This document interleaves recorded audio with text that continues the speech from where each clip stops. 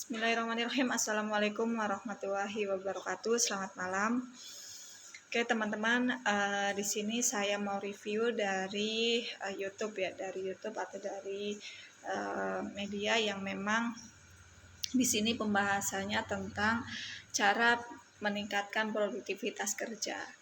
Produktivitas kerja itu mengacu kepada kemampuan untuk kita bekerja secara efektif, efisien, sehingga kita dapat memberikan hasil yang maksimal, di mana kita pun bisa menghemat secara waktu kerja dan meluangkan waktu untuk diri kita sendiri, sehingga kita mendapatkan kualitas hidup pun meningkat seperti itu. Tingkat produktivitas kerja itu dipengaruhi oleh beberapa faktor, baik dari dalam maupun luar diri kita sendiri, seperti perilaku, kepribadian, mental, dan emosi, serta tentang bagaimana memotivasi itu sendiri. Sebenarnya tidak ada cara yang instan untuk meningkatkan produktivitas kerja, namun kita jangan khawatir ketika kita ada cara sederhana yang bisa membantu meningkatkan fokus dan efisien agar kerja lebih produktif dalam bekerja. Cara meningkatkan produktivitas kerja itu sederhana, simple, tetapi terkadang kita sendiri tidak melakukan hal itu.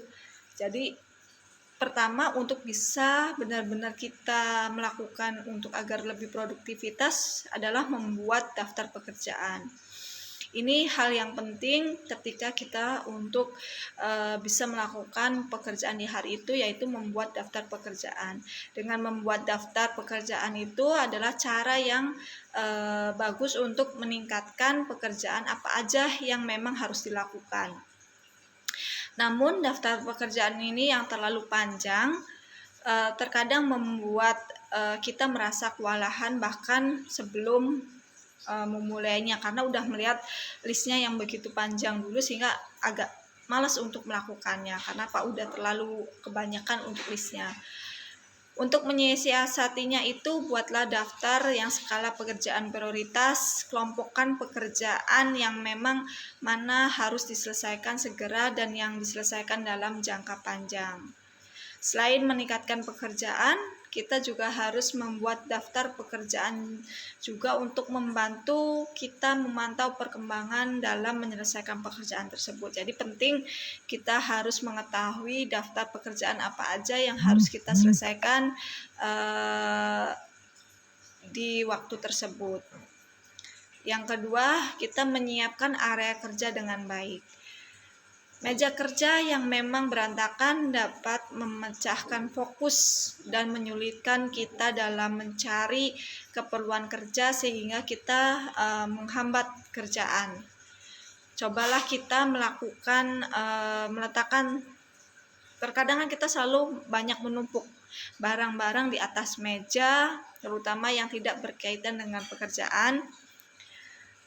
Kita harus memperhatikan kenyamanan. Bila kita menghabiskan banyak waktu untuk duduk di depan meja kerja kita, gunakan yang memang kursi secara nyaman dengan tinggi yang sesuai dengan postur dan meja pun untuk mengurangi resiko terkena sakit pinggang ataupun leher.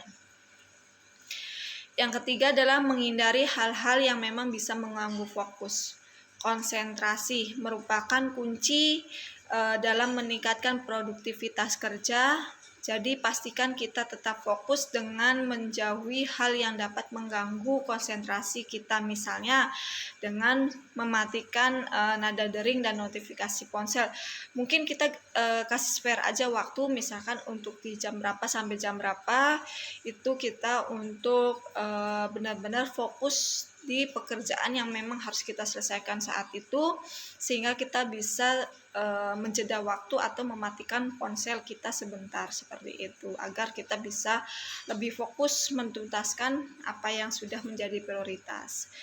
Yang keempat adalah kita mendengarkan musik favorit, di mana mendengarkan musik favorit ini meningkatkan suasana hati secara gembira dan proses berpikir yang dapat mempengaruhi kreativitas, kualitas kerja, dan produktivitas kerja.